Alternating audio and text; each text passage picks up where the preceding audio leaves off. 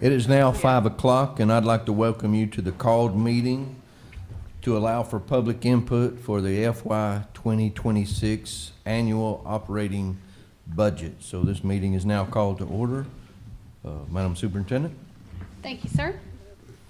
Of course, the first item on the agenda is to invite Ms. Wynn forward and to review the budget planning for this year. And there's been a little bit updated information since our last meeting. Yes, ma'am. Thank you, Madam Superintendent. Welcome, and board, and welcome everyone to our second call public budget meeting to solicit public input.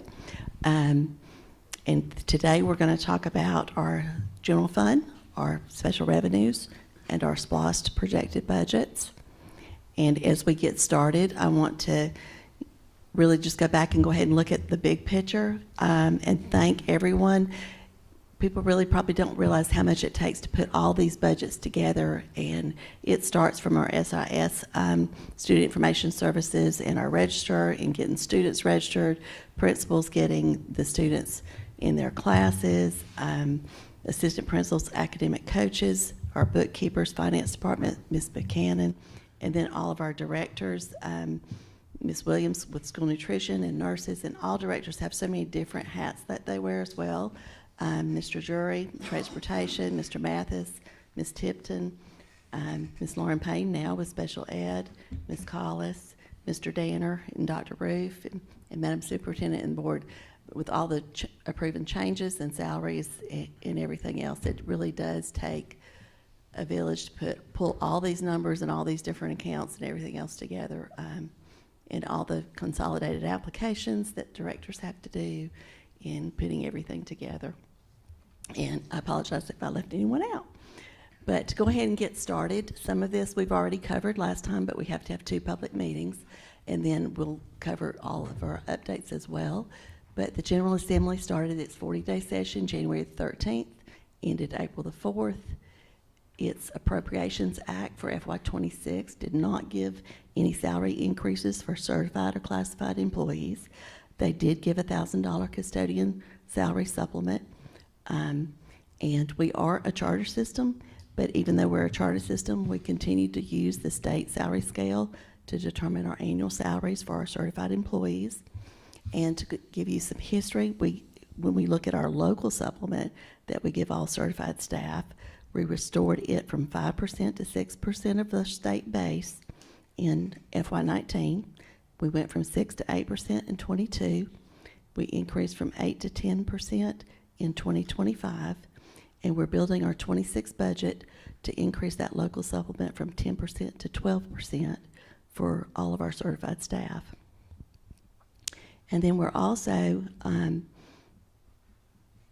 having all classified staff to receive a 2% raise and any step increases that they will be qualified to receive in the FY26 budget.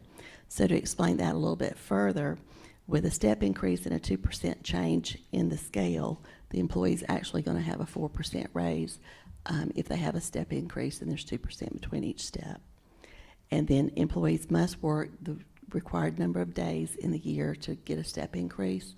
So if a teacher works less than 120 days, they have to stay on the same step.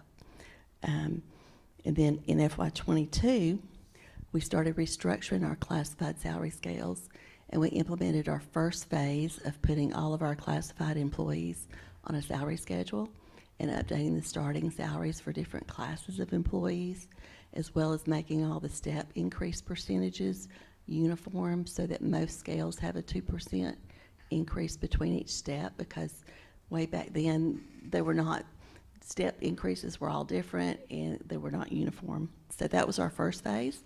And then in FY24, we implemented our second phase of restructuring those scales, and we updated our starting salaries so that $12.50 was the lowest starting hourly rate of pay for classified employees. And that included paras, school nutrition workers, custodians, and receptionists.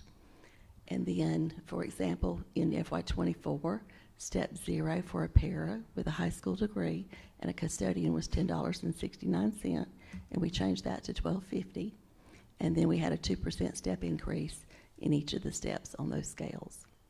And then in FY25, we updated our starting salaries so that $15 was the lowest starting hourly rate for classified employees, and we continued the 2% step increase for each of those scales. And then the majority of the remaining classified scales received a 4% increase that year in order to be competitive with the salaries for those positions. And then in FY24, we changed the rate of calculation for our extracurricular trips for our bus drivers to reflect their straight hourly rate of pay, except for overnight trips, they can't be paid for sleep time. And then we started paying the bus drivers $30 for each double route driven in FY24, and that continued in 25 and will continue in 26 as well. And then any driver working over 40 hours Monday through Sunday receives time and a half for their regular pay. And we also will maintain substitute bus drivers' rate of pay at $15 an hour for 4 hours, and each department's rates of pay for teachers, paraprofessionals, custodians, and school nutritionists, mechanics will be $12.50 an hour. That's the same as what we have this year. And then we get to the portion of our budget that has the most increase and the most change, and that's our state health benefit plan changes. So, as we discussed last meeting, in 2020, from 2022, classified health insurance has increased 99.47% for certified, and then in FY23 classified. So if you take those years from 22 to now and then 23 to now, for those two classes of employees, the cost has gone up 99.47%. And we currently have 244 certified employees and 164 classified employees taking SHBP insurance. So based on that current enrollment, our insurance will increase in FY26 by $1,347,032, and the total required contribution for that number of employees for 2026 will be $9,228,960. And then as we move on to our other benefits, we do not know what our single portion of the health insurance will be yet. That's probably will come out in October, but it currently is $82.67 per month. We did get an update on what the single dental insurance coverage will be. It's going from $27.32 to $28.11 per month, and so that's a benefit worth $1,329.36 for every employee, and a benefit for working at the Fannin County School System. And then our other benefits that are increasing is the teacher retirement services employer rate. That increased from 19.98% to 20.78% in FY25, and it's going from 20.78% to 21.91% for FY26. And that's about a little over a $360,000 increase for this next year. And now we have our projected revenues. So I have added the chart that I've had before and updated it with our 2026 revenues.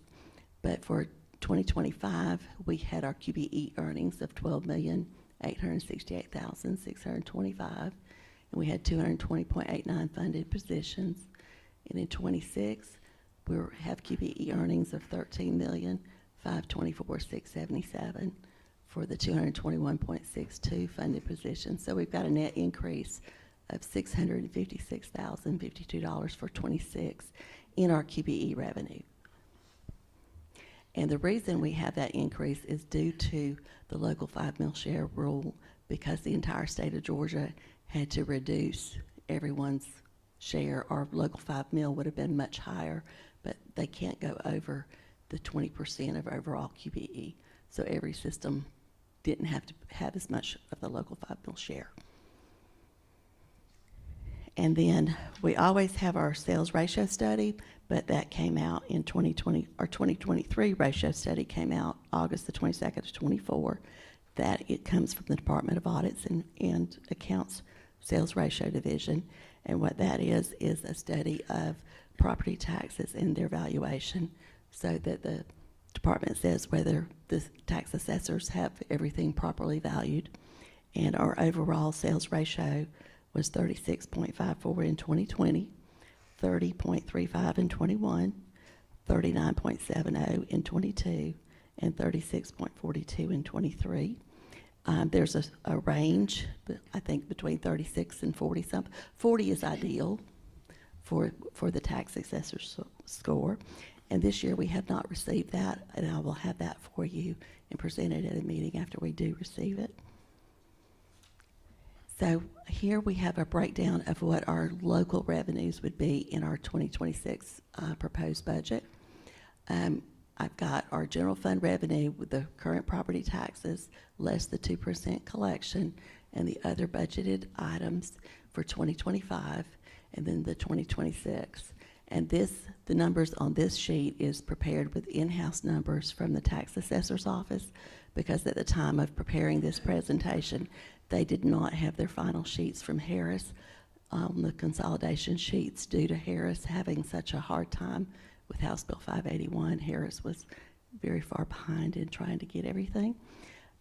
But I can thankfully say they did receive their sheets July the 15th, so that was too late to get things for this meeting, but I will have everything updated before our next meeting on those numbers. But in looking at the new numbers, the local current revenue would increase about $23,000 in tax revenue, and that would be updated in the meeting when we adopt the budget. So we have a total projected revenue of $28.8 million. And with that, then we also, since we're already having our meeting, just to give you an update on what comes next in all of the process of the budget, is we will need to have a call meeting to advertise our 5-year history in our property tax digest with our tentative millage rate. So that I will list the 2 different scenarios that comes from adopting those. If we go with our rollback rate, we need to set a meeting before August the 1st to be so that everything can be published in the paper on August the 6th. And then that is 7 days after that would take us to the August 14th regular board meeting, where we could adopt our millage and then adopt our budget. And if you did not go with a rollback rate, then the way everything is required, it's required just like House Bill 581, really. You have to have 3 public budget meetings. One of them has to be between 6 and 7 p.m. You have to have everything in the paper 1 week ahead of time of each of the meetings. You have to have it 30 square inches. So it's really mirrors exactly what you went through when we went through House Bill 581. So if that were to be the thing, we'd have to have a meeting probably next week or closer. And Ms. Wynn, just the call meeting, because the board has to approve to advertise the 5-year levy, they have to approve a tentative millage timeline, and then they have to approve to set the millage. And you, correct me if I'm wrong, you couldn't calculate the proposed millage until you got better numbers from Harris, which you just collected. That's why the timeline is tight, and that's why the county was nervous. And so, and if we go higher than the rollback rate, then technically it's considered a tax increase. But if you go with the rollback rate, that is the recommended tax rate. Correct, because the rollback rate takes into consideration inflation, but then you also still get your tax increases from additional property that's been added. And I've got that on the form, which in that meeting I can go, they give you what's inflation, but then you still get the growth in your numbers from anything that's been added to that. So in that meeting I'd have the rollback rate Correct. And for us if you to go get the over. Calculated proposed rollback rate prior to that, then I can individually communicate that with Correct. each board member and get feedback. So then we come to what we have for our general fund proposed budget. So we've got all of our local revenues and expenditures with estimated revenues at 42.7 estimated expenditures at 52.3, but notice that that does include a transfer to SPLOST for 3.5 million if SPLOST collections do not keep pace with construction, and SPLOST needed that. That's what that line item is for. I don't know if SPLOST will need that, because I don't know what the weather and construction and all of the other will do, but school nutrition has 150,000 transfer to it and 92,000 to pre-K. And pre-K and school nutrition, those are consistent traditional numbers, average numbers. And then for the construction, let me clarify what you're saying is that we won't exceed the cap of what this eSPLOST can bring in. It's just maybe that if we can build faster than the timeline of coming in, we would have to, for lack of a better word, borrow from ourselves until the collection caught up with our construction. Correct. And if you did borrow from yourself, you'd want to pay back within a year. But that's the thing. If you're building as you go, if your building gets ahead of your SPLOST collections, then we do have the fund balance that we could subsidize that with it. So that's why that is put into the budget. But then if you actually take away those and take away our increases for SHBP and TRS, then we're very close to what our last year's was for those numbers. Mm-hmm. It's insurance and TRS that's really kind of hit us hard. They have really hit everyone with the Yes. insurance. But we have a healthy fund balance that will support our increase in health care cost, our TRS contributions, our salary increases, and any needed transfer in case our construction costs do exceed our SPLOST collections. And we are debt-free, and we are earning and not paying any interest. So to continue with our special revenues, our special revenues is defined as restricted or committed to an expenditure for specified purposes other than debt service or capital projects. And so that is for specific reasons set aside, like Title I or pre-K, those kind of things. And then we can move on to our next allocations. We have received allocations for our special revenues. Title I has 959,000. Title IIA, the federal government has not released any money to DOE for that, so I have not budgeted anything in our special revenues for Title IIA. Title IV, Part A, also the federal government has not released anything, so there is no budget in our special revenues for that. So when they do, or it's allocated, then that'll just be in our budget amendments as an increase. Our Title V-B, we have 95,043. School nutrition, Miss Martha prepares all of that budget, so I don't have any numbers on there. That's included in the total special revenues that we're advertising, though. Our IDEA is 675,000. IDEA for 3 to 5 special ed is 35,000. Carryover would come later for the CDA Perkins, but the Perkins and program improvements 34,165. CDA plus is 15,000. And pre-K is 566,501. And then again, since the federal government hasn't decided to drop those funds yet, and the state doesn't have any information for us either, I requested that Ms. Wynn not include that in our revenue.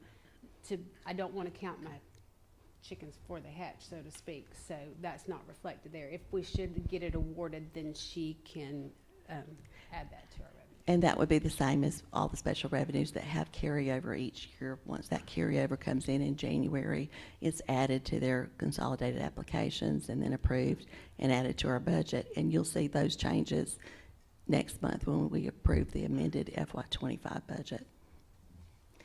But then we put all of those together, and we have our special revenues for FY26 of $4.8 million and expenditures of $5.1 million. And that's using $316,000 of the fund balance, which that would be in school nutrition, and then the ending fund balance. And then our next is our capital projects. And so I have also updated those. And we are so very thankful for all of the Fannin County citizens and their support of the special purpose local option sales tax for education, because without it, we really could not do what we're doing. The SPLOST has provided for funding for system-wide renovation, remodeling, and upgrading on all of our schools. It's provided the Career Technology Agricultural Education Center, the new Staff Development Center, Transportation Facility, our land acquisitions for future projects, and currently the Fannin County High School Athletic Complex that's well underway with our construction. And our SPLOST also provides HVAC systems, buses, textbooks, telephone and communication systems, system technology, vehicles, safety and security equipment, upgrades to our print and electronic media collections, and replacement of nutritional equipment. So here I have updated our breakdowns for our capital projects. Our textbooks, STEM STEAM stayed the same. School allocations changed a little bit because we'd already paid for some, so it was just adjusting everything to year end. The media, technology, our transportation amount, our general SPLOST, and that includes projects that Mr. Danner has.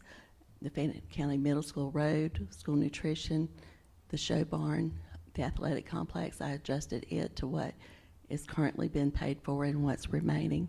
And we also have made payments on the HVAC systems, so that's why those numbers have changed, because that's what's remaining on those systems. And then our SPLOST revenue was $10.5 million in '24, and we're projecting it 10.757 for '25. The revenue in '26 is projected at $10,783,000. So that's 3.15 mils of our current mill, which is worth the $3,425,731 by receiving the SPLOST fund dollars for everyone that's visiting and making purchases in Fannin County. So here is our consolidated SPLOST budget with all of our SPLOST earnings, the donations, COPS reimbursements for those programs, and then the transfers in between funds, which is required by accounting. That gives us total revenue of 41.5. Our projected fund balance on July the 1st, and then all of our expenditures, and then that would leave, if all construction takes place, $708 in the SPLOST. And do we have any questions or comments?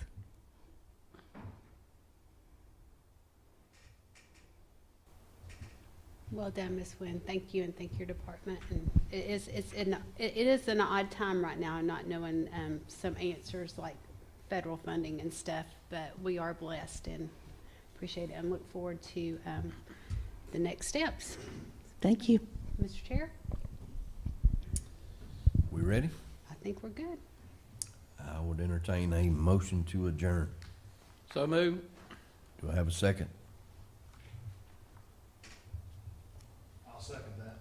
Thank you, sir. All in favor by raised hand? I thought We're we just wanted to adjourned stay till here. 5:30. Please be in your seat.